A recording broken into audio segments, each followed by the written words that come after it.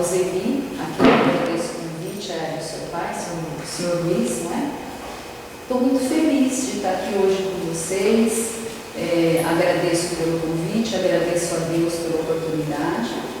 E nessa manhã nós vamos fazer uma reflexão sobre o capítulo 20 do Evangelho segundo o Espiritismo. E o título ele é bastante reflexivo, né? Então o título é Os Trabalhadores da Última Hora. E aí o que eu gostaria de fazer, então, seria a reflexão sobre o capítulo 20, e fazendo a conexão com o momento atual que nós vivemos, né, o momento atual da humanidade. Então, nesse capítulo 20, eu não vou ler, né, a parábola, mas a parábola, Jesus conta essa parábola, e ele traz, então, a minha mensagem central da parábola é sobre os trabalhadores que trabalhavam numa vinha, né? Então tinha o senhor da vinha, e ele contratava trabalhadores para executar o cultivo, né? Ali na videira. E esses trabalhadores, eles foram contratados em horas diferentes. Então essa é a mensagem central da parábola. Então o senhor da vinha, num primeiro momento, ele chama, convida os trabalhadores para a primeira hora, passa um determinado tempo, ele convida novamente para a terceira hora. Ele vê aquelas pessoas que estão ali na praça, sem fazer nada, né? E ele fala, mas por que vocês estão aí, né? Vamos para o trabalho. Eles falam, porque ninguém nos chamou, né, para ser assalariado. E aí ele fala, então vamos para a vinha. Novamente ele vem na sexta hora, faz o mesmo convite, leva mais trabalhadores. Na nona hora, a mesma coisa. E por fim, na última, né, que seria a 10ª hora, ele convida lá os últimos trabalhadores e os leva também para a vinha. No final do dia, então após um dia inteiro de trabalho, onde seria pago um denário, né, que é equivalente a um dia de trabalho, aqueles trabalhadores, os primeiros, né, os que vieram lá na primeira hora, eles ficam naquela expectativa. Eles ficam pensando, poxa, nós começamos primeiro, então o nosso salário tem que ser maior do que aqueles que começaram no final. E ficam com aquela expectativa. Porém, o senhor da vinha chama o funcionário dele, né, que é quem vai chamar as pessoas para fazer o pagamento. Ele cuidava ali das contas do senhor da vinha. E ele chama os últimos e paga o salário. E ele paga exatamente um denário, que era combinado. E os outros ficam, né, vão lá, recebem também, mas eles não se conformam e eles questionam ao senhor da vinha. Mas por quê? Por que nós passamos o dia inteiro de suor, de trabalho, tantas horas no trabalho e recebemos o salário igual, né, desses que chegaram no final, trabalharam apenas uma hora? Então, no final, Jesus encerra a parábola dizendo o quê? Que os últimos serão os primeiros, não é? E os primeiros serão os últimos. Então, para fazer uma análise aqui, o que chama a nossa atenção na parábola é a questão das horas, porque naquela época de Jesus, os grandes cultivadores, eles contratavam as pessoas para trabalhar em turnos horas. Então Jesus aproveitou aquilo que era comum à época para trazer um ensinamento. E o que é que chama a atenção? Por que foi dividido em horas? Porque como nós vimos lá atrás, no Antigo Testamento, né, com Moisés e os profetas, as horas, elas ressignificavam, né? Um dia do Senhor significava um dia de trabalho. E trazendo para o momento atual, né, para o momento da humanidade e a mensagem que Cristo quis passar, as horas, elas se referem a grandes ciclos de mudança para a humanidade, no nosso caso, para o nosso planeta. Então, um grande ciclo seria o quê? O momento em que nós passamos do nosso mundo de provas e expiações, que nos encontramos hoje, para o mundo de regeneração, para o mundo da nova era, né, que é o reino de Deus prometido por Jesus. Então, a questão das horas, ela foi trazida nesse ensinamento de Jesus para que nós fiquemos atentos. E tem um ponto bem interessante na parábola, que é a seguinte: vários trabalhadores começaram antes, assim como para nós, né? Então, profetas, Moisés, outros missionários que vieram antes de Jesus veio, né, lá 2000 anos atrás. Então todos esses trabalhadores trouxeram uma contribuição. Essa contribuição de lá atrás, das primeiras horas do trabalho, compõe hoje, né, foram os primeiros solos cultivados para nós. Porque agora no momento atual, né, os missionários, os trabalhadores agora do século XXI, o que acontece? Eles já pegaram um terreno mais cultivado, porque aqueles primeiros trabalhos já foram executados. Então hoje a gente tem mais recursos, já recebemos a primeira revelação de Moisés, já recebemos a segunda revelação, que foi, né, o ensinamento que Jesus trouxe do amor, da caridade, da bondade. E nós temos agora a terceira revelação, que é então a doutrina espírita, que traz para nós o quê? Esclarecimentos, abre a nossa visão espiritual para Deus, para os seus atributos, para as suas leis divinas, porque nos apresenta com muita clareza, fala sobre a imortalidade da alma, fala sobre as suas consequências, fala sobre a justiça divina, fala sobre fenômenos até então não explicados de forma tão clara, tão lúcida. Então esse momento, nós que estamos trabalhando aqui na última hora, já recebemos um terreno bem mais fértil, né? Bem mais cultivado. Porém, todas as horas são importantes, porque era o momento, cada momento que a humanidade passava. Então todas as horas e todo o trabalho é importante, desde que ele seja feito com qualidade. Então, na mensagem central da parábola, existe uma solidariedade das horas, que significa o quê? Os primeiros trabalhos executados são importantes, o da terceira hora, o da sexta hora e o da última hora, porque o que mais importa é a qualidade do trabalho.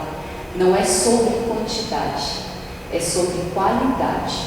Então, quando nós falamos em qualidade, o Senhor da vinha, ele iguala o trabalho de todo mundo ali e ele paga o mesmo salário. Por quê? Porque é sobre qualidade e não sobre quantidade. A mesma coisa nós podemos trazer para nós, aqui hoje. Nós estamos vivendo as horas da nossa encarnação, certo?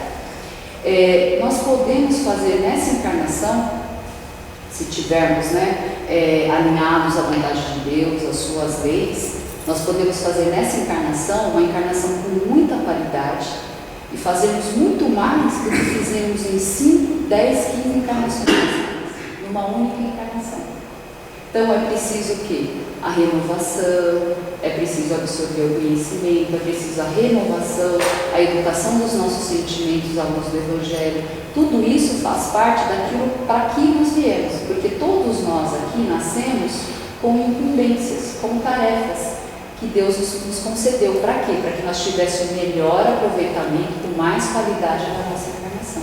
Então é sobre qualidade e não sobre quantidade. E quem faz o convite das horas é Deus, no caso, né, da parábola é o Senhor da vinha.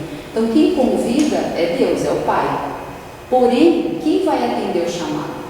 Quem são os trabalhadores que vão atender o chamado?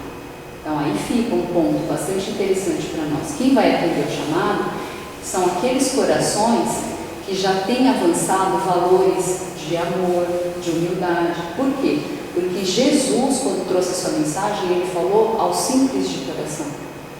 Então, essas pessoas são os trabalhadores que vão ouvir a mensagem e vão começar agora o trabalho da última hora.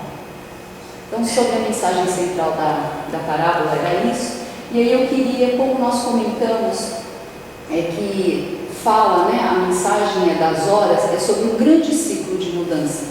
Então nós estamos falando de um grande ciclo onde a Terra passa de mundo de provas e expiações para mundo de regeneração. Então esse momento, né, esse ciclo, ele tem uma passagem aqui que é a transição planetária, que é o que nós estamos vivendo hoje, passando exatamente por isso hoje. Nós estamos no auge da transição planetária.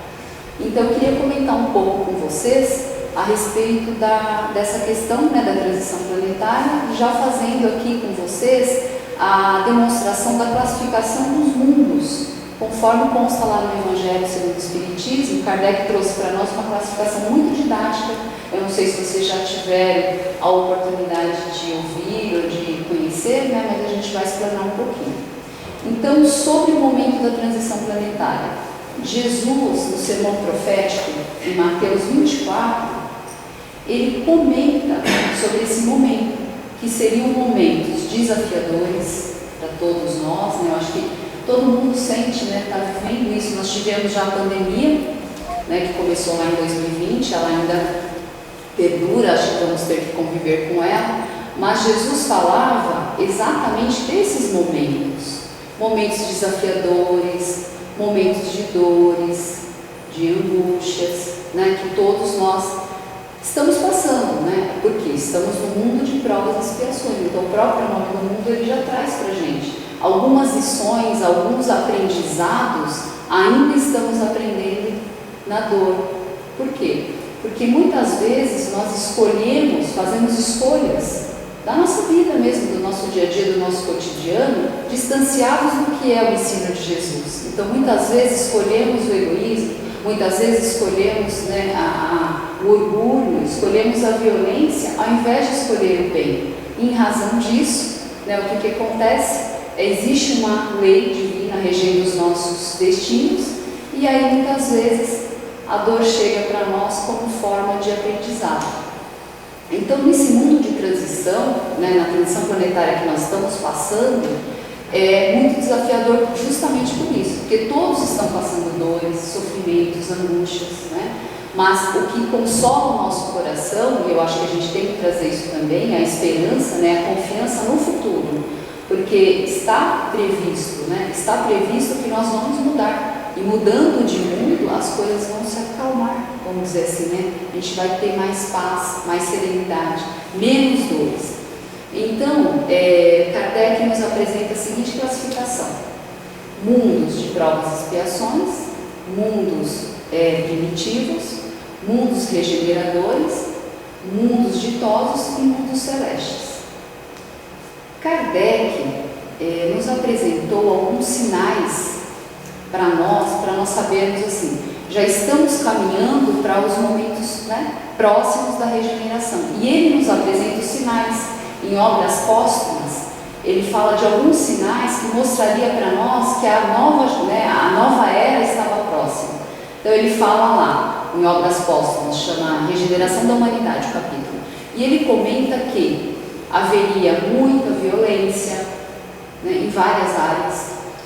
Haveria muito fanatismo político, religioso, haveria um número expressivo de pessoas adoecidas psiquicamente e também um número altíssimo de suicídios, inclusive entre crianças.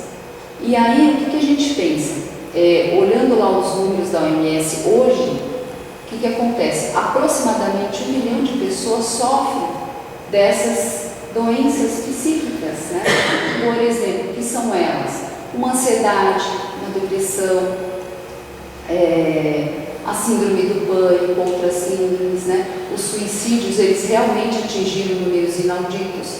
Então hoje a gente tem um número altíssimo, segundo a OMS, de que a cada 40 segundos uma pessoa se suicida. Inclusive entre crianças, né? Entre jovens, o número de suicídios ele está entre 15 e 29 anos, é a segunda causa de morte entre os jovens. Então o que acontece? Os momentos são chegados mesmo, de fato. Então o que nós precisamos, né? Fazer o trabalho da última hora, que é o convite aqui para essa manhã, para essa reflexão. Então vamos para a classificação dos mundos, né? Para que a gente possa então ir caminhando e construindo o nosso conhecimento, o nosso pensamento, para ver qual é o trabalho que nós, né, vamos ser convidados por Jesus, por Deus, a fazer nesses momentos das últimas horas aqui da nossa encarnação. Kardec então nos fala que os mundos primitivos, eles são mais desafiadores, são totalmente materiais, são rústicos, porque lá os seus habitantes, eles buscam mais a conservação. Então, assim, a própria defesa, né, da vida, que é extremamente rústico, as intempéries, e ele busca os alimentos. Então, é totalmente material e rústico, desafiador.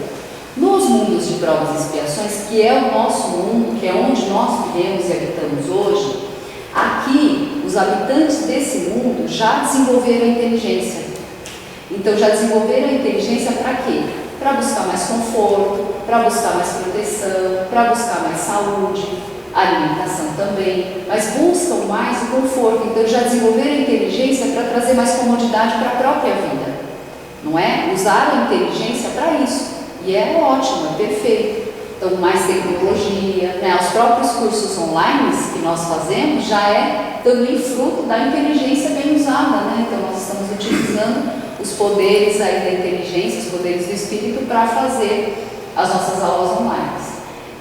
Porém, apesar de toda a inteligência desenvolvida em nós, habitantes desse mundo, né, de provas e expiações, as imperfeições morais, elas são um número altíssimo.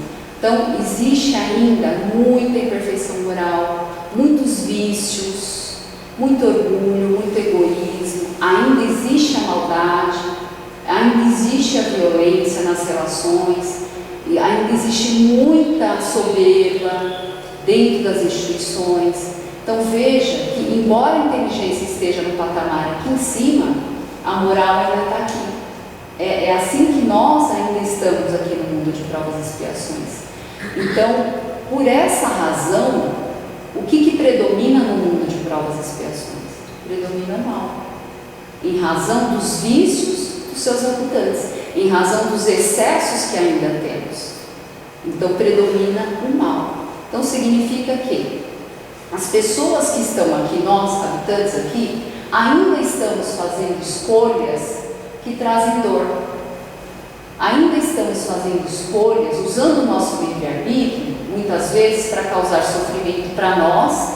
Nem sempre é consciente, às vezes é inconsciente, mas traz ainda dor para nós e para os que estão ao nosso redor. A gente ainda não conseguiu colocar uma base, que é a base da escolha é ser o bem. Porque quando a base da escolha é o bem, eu vou fazer bem para mim e vou fazer bem para todos que estão ao meu redor. Mas infelizmente, isso ainda não está acontecendo, né? Então, no mundo de provas e expiações, como o mal predomina em razão das nossas imperfeições e dos nossos vícios, ainda existe muita dor.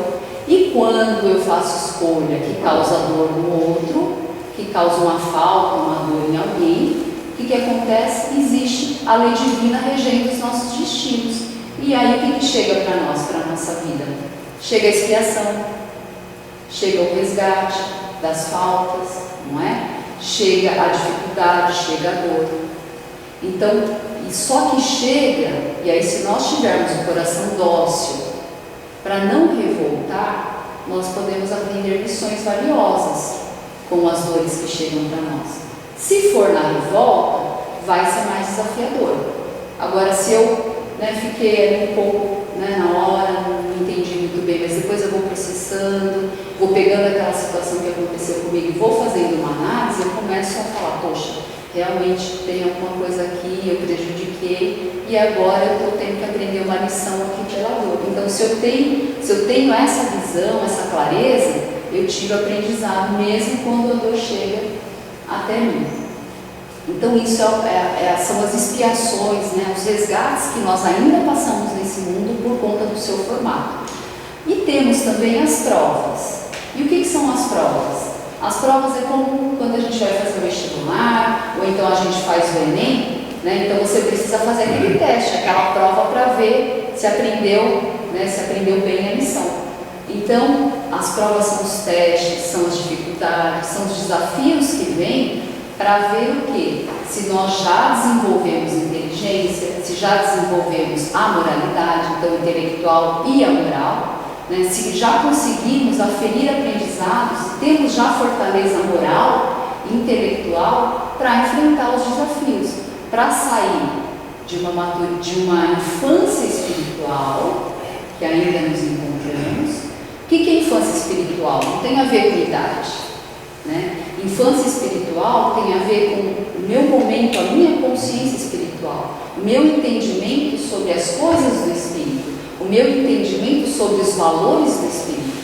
Então, a consciência espiritual tem a ver com isso, então não tem a ver com idade. Então, para ver se eu já saí, todas as provas têm o objetivo de atestar, aferir o meu aprendizado, se eu já consegui adquirir experiências morais, intelectuais para determinadas situações, se eu já consolidei aquela virtude. Não, essa virtude aqui já está consolidada, então vou passar para a próxima matéria, mais ou menos assim, quando a gente fala em curso e em estudo.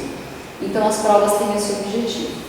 E chega um momento que esses espíritos, então nós aqui habitantes, já amadurecemos, aprendemos as lições, algumas com dores, lógico, mas nós amadurecemos e ampliamos a nossa visão espiritual, que é sair da infância espiritual para a maturidade espiritual, Como Kardec fala, a maturidade do senso moral.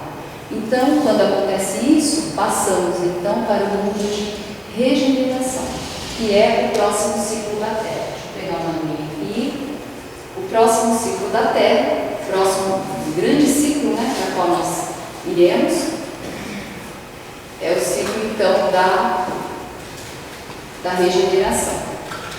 E o que Kardec nos fala sobre a regeneração, que é o nosso próximo, quando a Terra vai dar o próximo passo dela?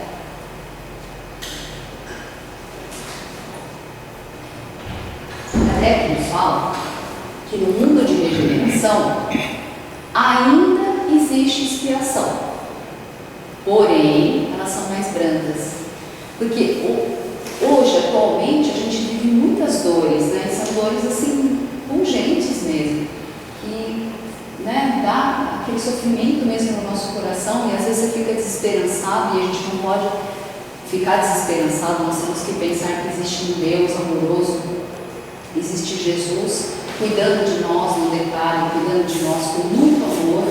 Então, para que a gente possa confiar no futuro, ter esperança, né, de que o Pai está cuidando de todas as coisas, e tudo, exatamente tudo, lá na frente vai cooperar para o nosso bem. A gente tem que ter essa clareza, né, colocar isso dentro do nosso coração, para a gente não se revoltar, não ficar, às vezes, revoltado, às vezes teimoso, às vezes se distanciar de Deus, que é um grande risco, porque quando a gente se distancia de Deus, parece que a nossa fé esfria. E Jesus avisou que nesses momentos de dores, a violência ou a maldade ela seria tamanha que até a fé de muitos se esfriaria. Então nós temos que confiar em Deus, né? O bem lá na frente ele vai prevalecer e ele será soberano. E às vezes, eu não sei vocês, mas às vezes eu fico olhando e o mal ele é mais escancarado, assim, mais escandaloso, né? Vamos dizer assim. E o bem ele é tímido ainda, não é? Parece que ser bondoso ou fazer gentileza ou ter muitas atitudes de bondade, parece que a pessoa acha até assim que a gente é meio bobo. Não sei se vocês já sentiram isso, né? Por quê? Porque a configuração do mundo ainda, né, hoje ainda está o mal prevalecendo, mas quem estiver já buscando viver o bem, confia, está no caminho certo, né? Que eu acho que essa é a proposta de Deus e de Jesus para nós. Voltando para o mundo de regeneração. Então, existe expiação? Sim, ainda existe, mas ela é mais branda, é mais suave, é mais leve. E Kardec nos explica, lá no Evangelho, que os espíritos que estão no mundo de regeneração, eles estão saturados do mal. Sabe quando você já passou por tantos desafios que você não quer mais aquilo para você? Então, Kardec fala exatamente isso, que eles estão saturados do mal e querem já sofreram muito, passaram por muitas lutas, muitas dores, e eles querem agora uma condição assim mais de paz, mais de tranquilidade, de mais bondade, mais mansidão. Então ele fala que eles estão como convalescentes. Então eles querem hoje, né, no mundo de regeneração, escolherem, fazerem escolhas mais inteligentes, usando a inteligência e o coração, né, educando os sentimentos, segundo o Evangelho de Jesus. Então eles querem já ter uma disposição para viver o bem. Eles não querem mais fazer escolhas que tragam dor. Então essa é a grande diferença. Porém, ainda existe expiação. E o mal, o bem começa a se sobrepor ao mal.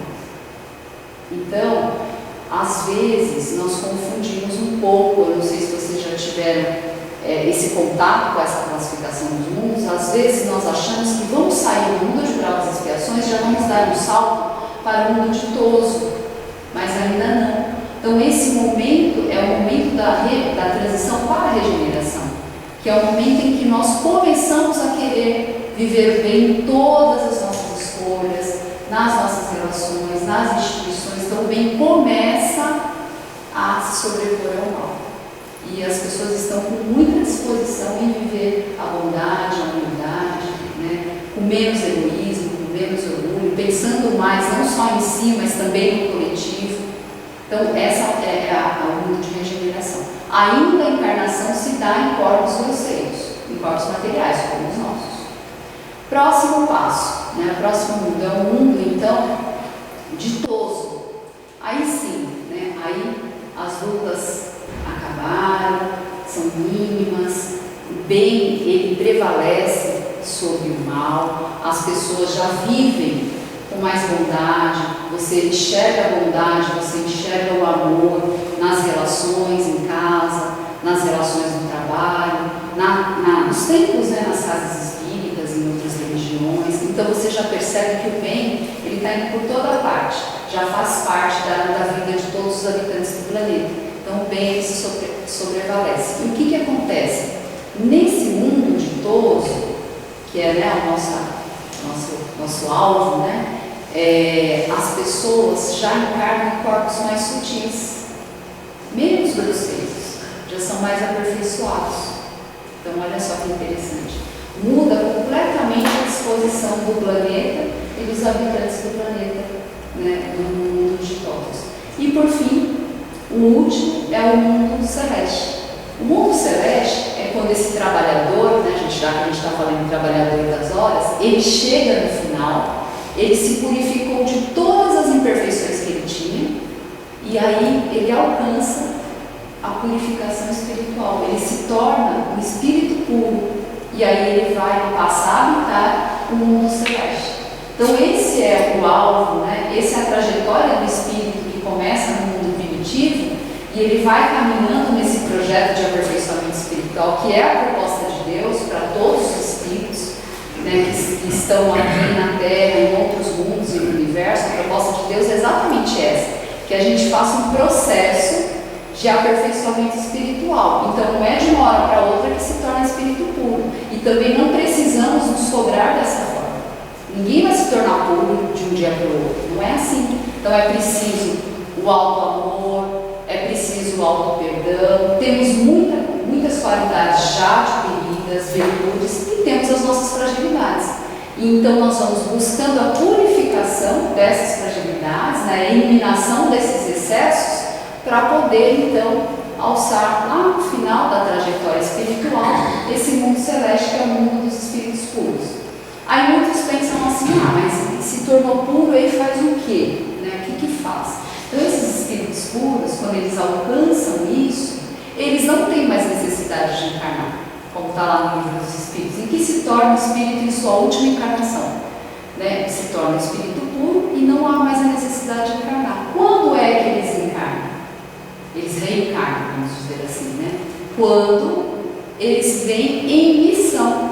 Então Deus utiliza, né, como auxiliares, como ministros, como governadores, como Jesus é o governador da terra, né, o governador espiritual, utiliza os espíritos puros para auxiliar no avanço, no progresso moral dos mundos que ainda necessitam. Então, mundos de provas e expiações, mundos de regeneração. Então, esses espíritos, eles vêm em missão. Eles só encarnam em missão. Não existe mais a obrigatoriedade, a necessidade da encarnação, porque já se purificou de todas as imperfeições, todas as paixões. Então, esse é o mundo celeste. E aí, quando nós refletimos sobre os trabalhos das horas, sobre a importância das horas, sobre os primeiros trabalhos, não é? Sobre a composição dos mundos, sobre onde nós estamos enquadrados, né, no mundo de provas e expiações, nós ficamos pensando o seguinte: qual é o convite? Jesus está recrutando os trabalhadores da última hora para quê? Né? Então, o que a gente pode aferir disso? Jesus está recrutando os trabalhadores da última hora para a transformação dos seus habitantes. Então, o trabalho da última hora é a transformação nossa. Quem é o trabalhador da última hora? Trazendo aqui para o nosso momento atual. Quem é o trabalhador da última hora? O trabalhador da última hora é aquele que está fazendo a sua transformação íntima. Ele está trabalhando o seu mundo interior. Ele está buscando o seu aperfeiçoamento espiritual. E isso ele é interno, não é externo. Por quê? Porque nós não transformamos o outro, certo? Nós transformamos a nós mesmos. Então, eu não vou sair na rua para transformar as pessoas. Fulano tem imperfeição A, fulano tem imperfeição B, ainda faz isso, faz aquilo. Não. a transformação e o trabalho a ser feito é comigo, é no meu mundo íntimo, certo? Então esse trabalhador da última hora que somos nós temos qual responsabilidade? O planeta, ele não vai mudar, ele não vai se transformar se os seus habitantes não se transformarem. Entenderam? Porque às vezes também nós alimentamos a ilusão de que o mundo, né, assim, vai mudar a chave naturalmente como um clique de mágica. Isso não vai acontecer. Por quê? Porque quem dá a qualidade moral para o planeta, quem dá o tom do planeta, quem dá as características do planeta, somos nós, seus habitantes. Então é preciso que nós façamos o trabalho da última hora, é preciso que nós façamos a transformação interior, essa transformação íntima, interior do nosso mundo íntimo, para que o planeta também mude a sua configuração. Então, nós ficamos a pensar, né? O que é essa transformação? Como é que eu faço isso? Como é que eu busco isso? Como é que eu faço escolhas melhores para viver o bem, para escolher mais o bem, mais o amor, né? Menos egoísmo e menos orgulho? Como é que eu faço isso? Então, assim, nós recebemos lições valiosas de Jesus, né? Jesus é o nosso guia e é o nosso modelo. Nós temos uma referência. Jesus veio aqui e ensinou para nós um padrão de um novo comportamento. Como se portar diante do mundo, como se portar diante das relações, como se portar nas instituições. Jesus veio e ele é o modelo. Então, lá na questão 625, não por acaso, Kardec questiona os espíritos. E aí os espíritos respondem: Jesus é o modelo, Jesus é a referência que Deus enviou. É como se Deus enviasse como um presente para nós. Eu vou enviar Jesus para que vocês vejam qual é o caminho a ser seguido, qual é o modelo, qual é a referência. Então, para ficar muito claro, é o caminho, a verdade e a vida. Então, a gente tem que buscar aproximar esses padrões, educar sentimentos.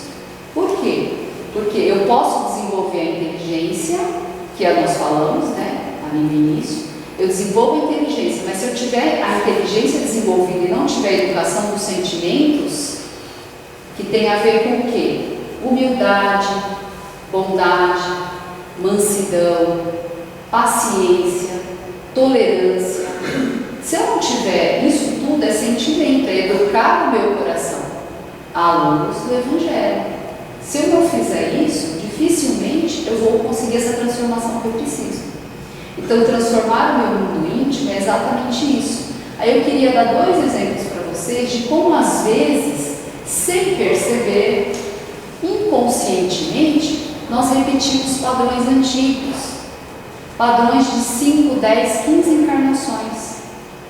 Por isso que eu estou falando da necessidade de transformar os nossos sentimentos aos exemplos do Mestre, aos padrões adotados por Jesus.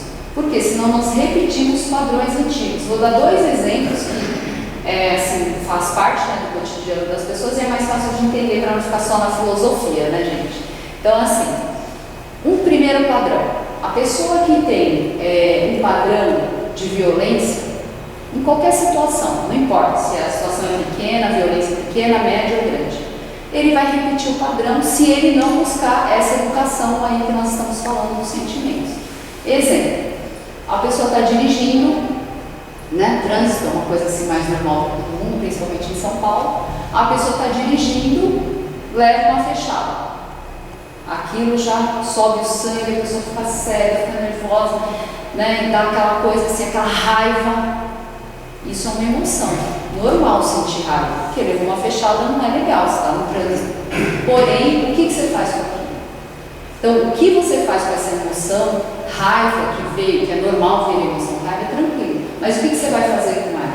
Aí você pode, desce do carro, discute, briga, né? Às vezes, né, os dois brigam, você não está armado, mas o outro pode estar armado, ele pode sacar a arma dele, numa discussão ali boba de trânsito, tirar a sua vida. Consequências dessa escolha que você fez. Você escolheu descer do carro e tirar a satisfação. Consequências. A pessoa pode ter tirado a tua vida, prejudicado. Você pode ter deixado esposa, filhos pequenos. Então, a tua escolha, ela traz consequências no entorno. Não é só para você. Ela traz consequências para você e para a tua família. e também para a família do outro. Por que para a família do outro? Porque se ele tirou a vida do semelhante, ele vai ser preso, né? Então ele vai deixar a mulher, os filhos, vai deixar ele de dar o sustento e vai trazer ali para ele uma necessidade de reparação de falta porque ele tirou a vida de um semelhante. Vocês entendem? Então, uma escolha nossa que às vezes parece pequena e parece boba, porque é uma briga de trânsito, ela tem impactos, né? E isso, então, vamos para a segunda escolha, a melhor. Pensei, veio a raiva, respirei e falei, não, eu não vou descer do carro. Se eu descer do carro, eu estou super nervoso, não vai ser bom, eu vou acabar brigando, vou discutir. Ele pode estar armado, e aí pode virar algo muito mais sério. Então, deixa para lá, subo o vidro, põe uma música e vou embora. Então, eu fiz a melhor escolha, porque naquele momento eu elaborei meu sentimento, minha raiva, minha violência, e pensei, isso aqui não bate, não fecha com o que eu estou aprendendo. O que eu estou aprendendo no Evangelho de Jesus é diferente. Eu estou aprendendo a ter tolerância, a ter paciência, a não usar a violência. Então, não condiz com o comportamento. Então, deixa para lá e eu sigo adiante. Vocês entenderam como que é a gente elaborar e trabalhar a nossa transformação? É isso. É na hora que a coisa acontece, eu ter essa consciência de que aquilo conflita com o que Jesus ensinou, né? Então, esse é um exemplo bastante interessante para a gente pensar. E um outro exemplo que a gente vê muito, que aí é uma fragilidade que pode se repetir em 5, 10, 15 encarnações, é a questão da infidelidade nos relacionamentos. Tanto, né, do marido, da esposa, enfim. Por quê? Porque infidelidade também pode ser um padrão. Toda encarnação acontece a mesma coisa. Então a pessoa não fica, não se contenta em ficar ali só com um relacionamento sério, construir a família e seguir adiante. Sempre tem que buscar um relacionamento fora, e isso pode ser um padrão também. Então isso tem impactos, porque ele pode abandonar um filho, filhos, esposa para viver uma aventura. A mesma coisa, a esposa pode abandonar marido e filhos para viver uma aventura. E aí os compromissos espirituais? E os compromissos espirituais que todos nós que minimamente temos já uma consciência espiritual nascemos. Nós nascemos todos com compromissos, nós nascemos para honrar compromissos espirituais. Família, filhos, marido, né, atividades, como na casa espírita, todos temos. E todos os compromissos que nós nascemos com eles são o melhor para a nossa encarnação. Deus mandou recursos, pessoas, recursos, para que a gente tivesse o melhor aproveitamento possível da qualidade, né, das nossas horas aqui. Então, é preciso ter esse olhar também. Isso é ter consciência espiritual. E quando eu falo nisso, eu estou falando em autoiluminação. Eu estou falando em buscar a transformação no meu íntimo, no meu interior. E quando eu começo a corrigir as minhas imperfeições, a olhar para mim, buscando, fazendo essa autoanálise daquilo que precisa ser transformado, fazendo a análise, poxa, será que eu já não estou fazendo isso aqui há não sei quantas encarnações? Deixa eu tentar ver o que eu posso fazer diferente aqui, não dá para me adequar, né, ao ensino dos Espíritos, aos ensinos de Jesus. Então, quando eu começo a fazer isso, eu estou fazendo a minha auto-iluminação. E aquilo que eu faço dentro, meu trabalho dentro, ele começa a se exteriorizar fora, ele começa a atingir as pessoas. Se eu estou sendo mais bondosa, a minha bondade afeta a mim e aos que estão em torno. A minha paciência, que eu vou edificando, afeta a mim e aos que estão ao meu redor.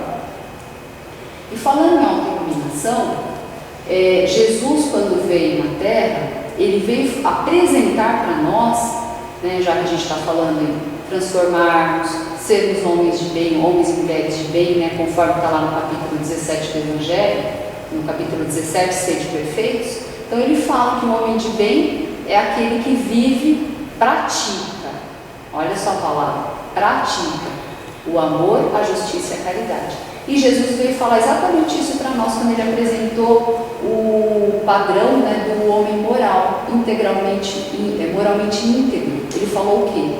Ele falou que esse homem, ele busca a virtude. Ele caminha para Deus. O que é caminhar para Deus? É se alinhar à sua vontade, é se alinhar às suas leis. Então ele ama Deus, ele coloca Deus no topo. Deus está aqui no alto. Não é o dinheiro que está aqui, não é o poder que está aqui. Então ele coloca Deus no topo, ele ama Deus sobre todas as coisas, e ao próximo como a ti mesmo, que é a regra alta. O que significa isso? Significa que eu vou fazer para o outro aquilo que eu gostaria que fizesse comigo. Certo? E isso é tão assim, parece simples, né? Nossa, vou fazer para o outro que eu gostaria que fizesse para mim. É simples, mas ao mesmo tempo é desafiador, porque quando a gente vê, a gente já fez aquilo que não era o melhor e que eu não queria para mim. Então, toda vez que vocês forem falar algo, que vocês forem tomar uma decisão, fazer uma escolha, sempre pense: eu vou falar isso para aquela pessoa. Às vezes eu vou ser ríspido, eu vou ser grosseiro. Eu gostaria que falasse daquele jeito comigo? Não, então não vou falar assim. Eu vou tomar uma decisão. Vou dar um exemplo aqui numa empresa, por exemplo. Abriu, tem um cargo vago, vagou um cargo e vai ser preciso nomear alguém. Ao invés de eu nomear a pessoa mais competente, mais qualificada para o cargo, eu vou lá e faço a nomeação do meu amigo, daquele que está mais próximo de mim, que eu gosto mais, né, tem mais amizade.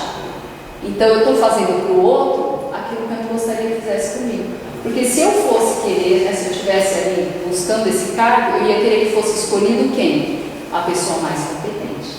Então fazer para o outro aquilo que eu gostaria que fizesse comigo. Se eu começar, toda vez que eu vou falar, toda vez que eu vou tomar uma decisão, toda vez que eu vou mandar uma mensagem, que às vezes a gente manda uma mensagem no WhatsApp, assim, meio de cabeça quente, né?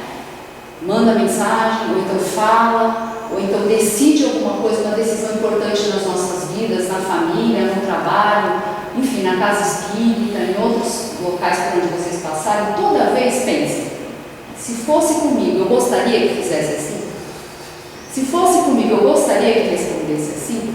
Se a resposta for não, então não faça. Né? Porque Jesus veio ensinar exatamente isso: faça para o outro o que você gostaria que fizesse com você. Porque o que acontece, gente? Se dói no outro, se aquilo que eu estou fazendo, né, seja a minha fala, seja a minha atitude, se dói no outro, não faz. Porque se dói no outro e eu faço, o que vai acontecer? As leis divinas, né, a própria vida, ela inverte a posição para te trazer de volta para o rumo e te coloca na posição do outro. Para justamente você sentir que o outro está sentindo na pele. Que na verdade é empatia, né? É se colocar no lugar do outro. Então, às vezes, a vida vai inverter as posições para que a gente possa aprender, tirar lições aí nessa situação. Então, se dói no outro, não faz, né? Faz ao outro aquilo que você gostaria que fizesse a você.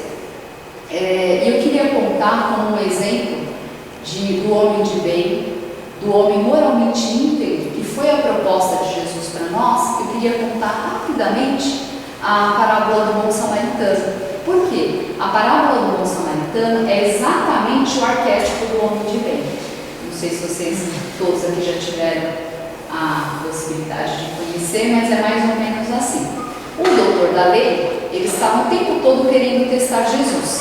O tempo todo, né? Eles vinham com perguntas para colocar Jesus em situações meio assim, desafiadoras.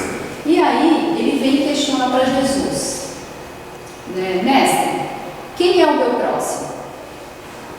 Jesus já sabia. Para o judeu, né, para os doutores da lei, para que eram judeus, o próximo é somente o judeu. Judeu amava judeu. Então, qualquer outra pessoa que não fosse judeu, eles não consideravam. Então, Jesus já pegando, né, porque Jesus sondava os corações das pessoas, ia muito mais além, era um espírito puro, ele faz o seguinte: ele começa então, aí ele começa a contar a parábola, para chegar no ponto do ensino que ele queria trazer.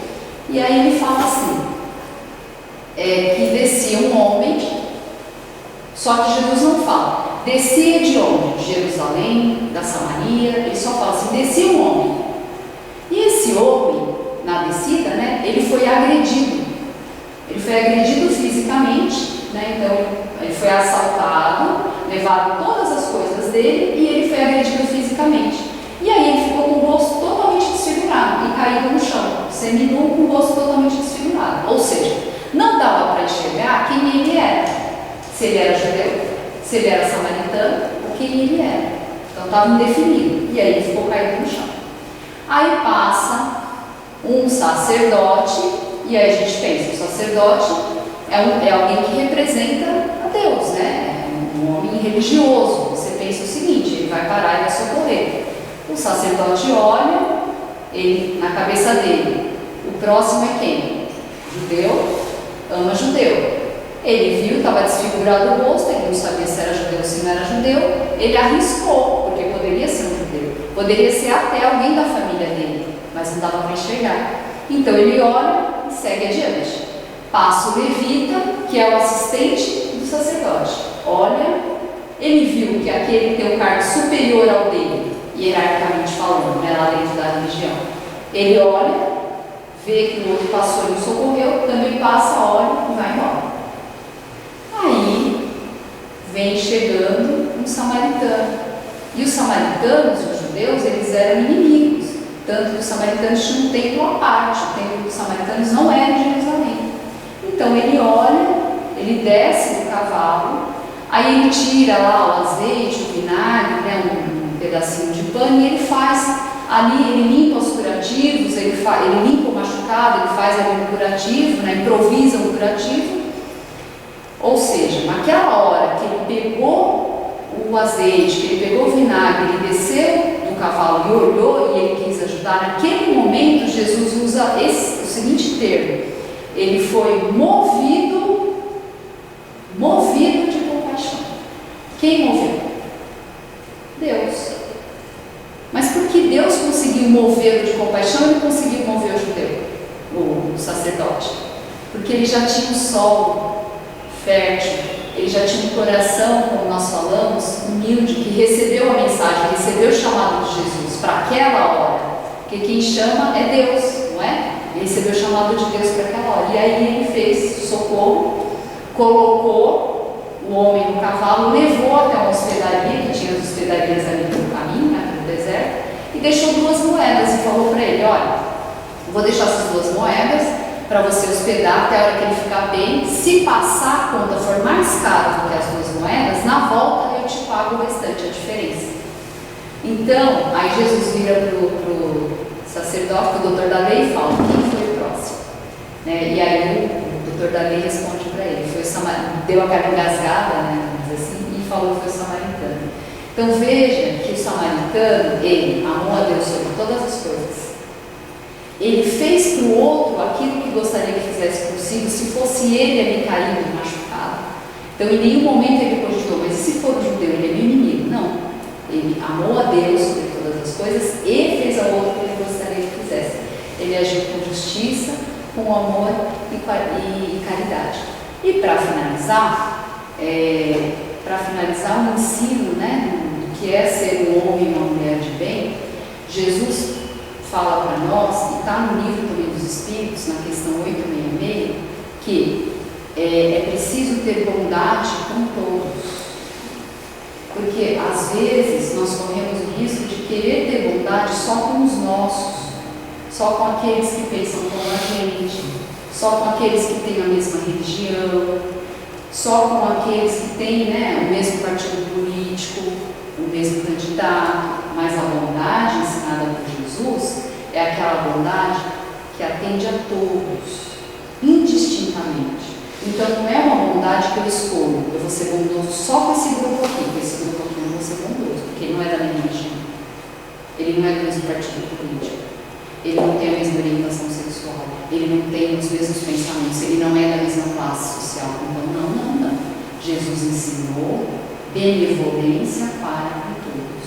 E ele acolheu todo mundo. Ele conversava com Deus, ele conversava com o doutor da lei, ele almoçou com os publicanos, ele acolheu as mulheres, né, a mulher adúltera, ele acolheu todos os expropriados, excluídos da sociedade, os leprosos, doentes, ele cuidou, inclusive.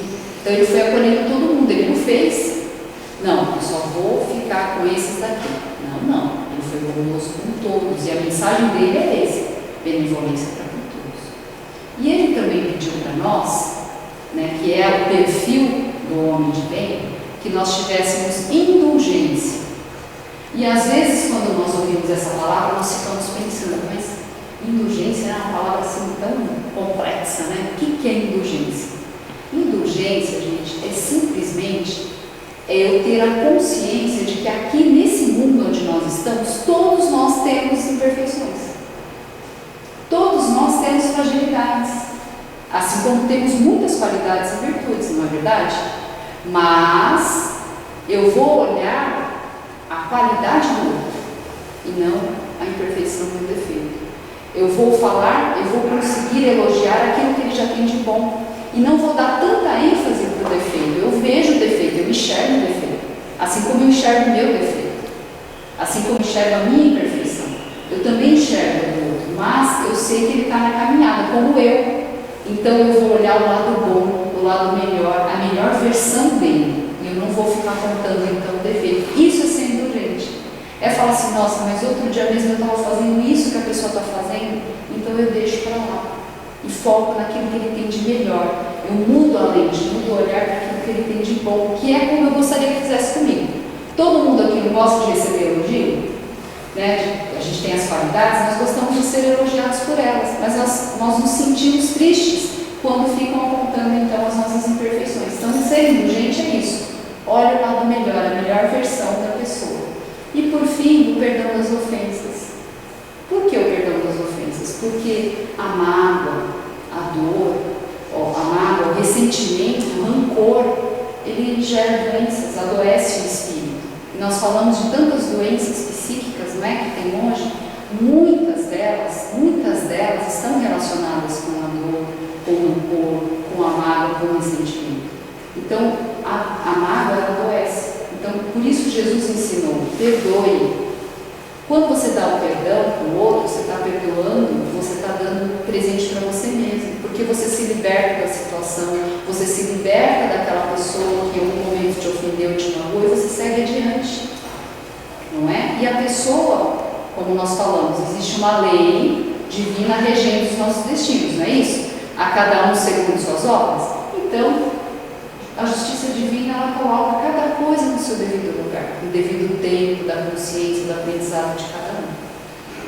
Então, a mensagem era essa, né? Eu queria, assim, só para a gente fechar, encerrar, para fazer toda a conexão do trabalho da última hora, com o que nós falamos aqui da formação do homem de bem, que é a lição de Jesus para nós fazermos a nossa transformação. O que a gente precisa é começar a aproximar o nosso comportamento diário da nossa vida, aproximar os padrões de comportamento nosso com os padrões do Cristo.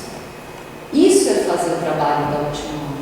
Isso é fazer a transformação íntima que todos nós precisamos. Por que eu estou falando isso? Porque às vezes nós podemos ficar 30 anos dentro, né, da casa espírita, ou estudando, ou fazendo até mesmo atividade espírita como voluntário, ou outras ações de caridade externas, mas o que traz a estabilidade, o que traz a felicidade real é aquilo que eu conquistei dentro.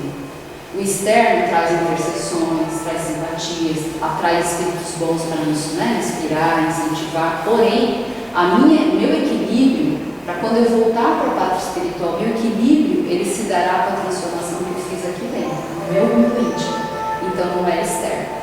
Então, a voz de Jesus está ecoando aqui, né, hoje aqui nesse centro, nosso mundo mais aqui especial aqui no centro, convidando a todos para esse trabalho, né, da última hora, para colaborar com a regeneração do planeta, porque o trabalho a ser feito é o nosso próprio trabalho. Então, que a nossa vida possa refletir bem, que a nossa vida possa refletir a mensagem do Cristo, que nós possamos educar os nossos sentimentos que ainda estão distanciados com os padrões, com os sentimentos ensinados por Jesus, que sejamos nós, a nossa própria vida, a mensagem de Jesus, que sejamos nós as cartas vivas de Cristo, como disse Paulo. Então, é o que eu desejo para vocês, muita paz, muita sabedoria, né, para enfrentar os desafios e transformarmos, né, intimamente, que é o que Jesus e que Deus espera de nós. Eram essas nossas palavras, então.